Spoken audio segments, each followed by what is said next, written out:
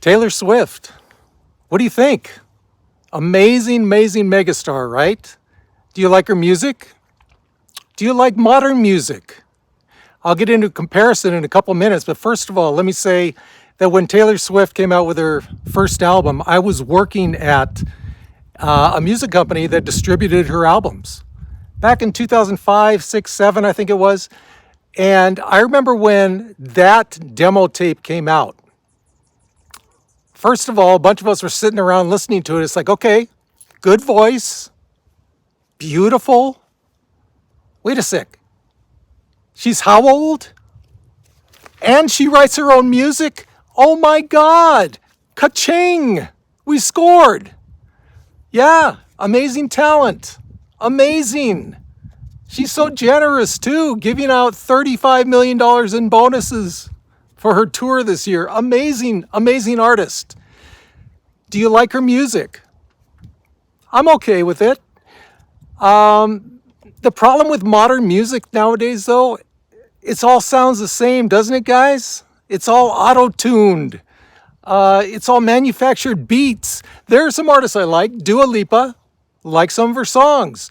Going back a ways, Adele, beautiful voice, great songs. 21 Pilots, like I said, going back a little ways, very creative, catchy songs.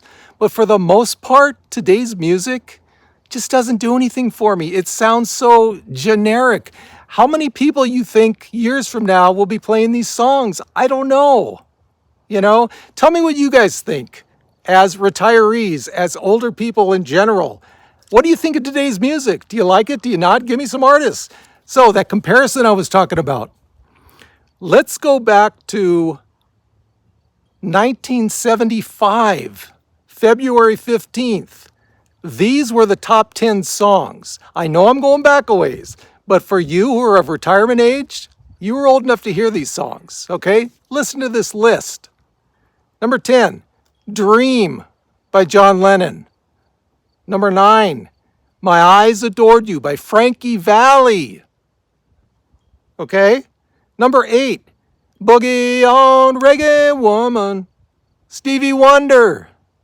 Number 7, Lonely People by America. Number 6, Fire, Ohio Players. Number 5, Black Water by the Doobie Brothers. Just in those first 5, look at how varied the music is, right? Number 4, Some Kind of Wonderful, Grand Funk. Number 3, Best of My Love, the Eagles, or I think you take the out. I think it's just Eagles. Oh, are they going to allow my video to play because I mentioned their name? Who knows? Number 2, Pick Up the Pieces by the Average White Band.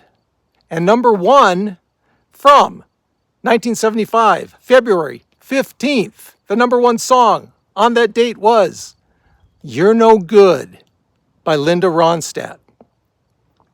Think about how varied that musical selection is of the top 10 songs in the country. Compare that to nowadays. What do we have? We've got a lot of auto-tune stuff, okay? We've got a lot of stuff that sounds very similar. It's almost like you can just take a template out, put it here, put a different voice in, auto-tune it. Hey, let's have some drum beats. Press the button. Let's have some basic chord structures. Press the button. Okay, we got a top 10 hit. Now, there are some good songs, and there are some good artists. As I've mentioned, the 3 that I like, hey, some go back a little ways.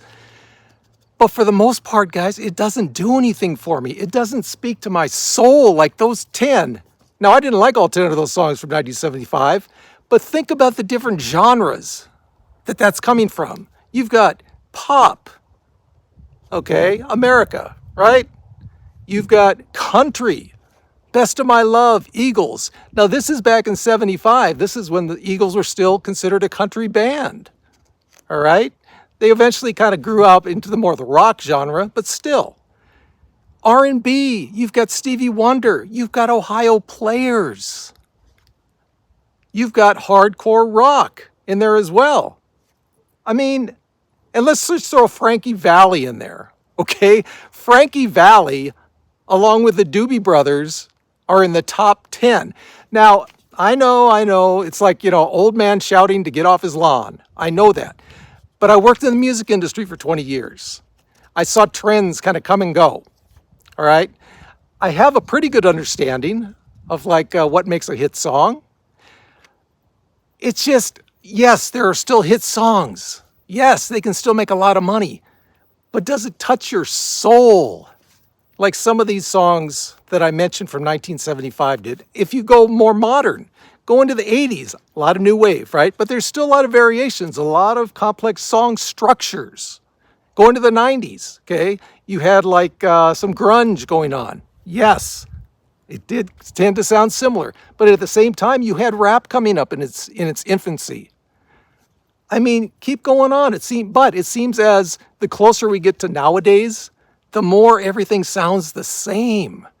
Taylor Swift, I mean, great artist, great heart, has musical artists' rights at the center of her brain.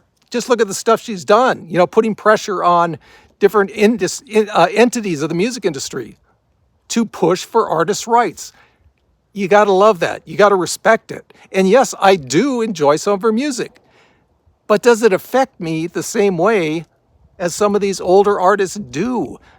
The song structure, the chords they use, even the production values. I mean, it's just not the same nowadays, I mean, and again, going back to the very beginning of the video, when we were listening to this demo, but I think she was like 15 at the time, in 2006, 5, whatever it was, we're like going, oh my God, a 15-year-old? And she writes her own music, and she's beautiful. I mean, the sky's the limit, right? And look at it now. It definitely, she hasn't reached her limit yet, and she's so far and above so many people. But outside of like the artists I mentioned before, Adele, okay, beautiful voice. I mean, that voice could work in like any era, right? And she writes her own songs, and they're beautiful.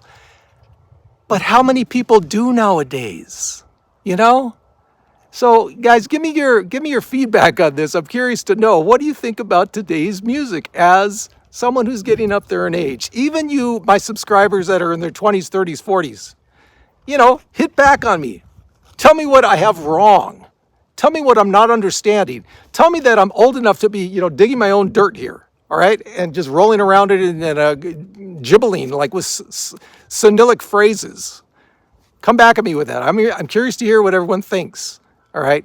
And hey, guys, to my current subscribers, keep those comments coming in. They're great. And if it's your first time seeing me, this is a channel based for people with moderate income trying to get through retirement. If you think you might enjoy that and have some conversations like this that aren't exactly to do with retirement, think about subscribing.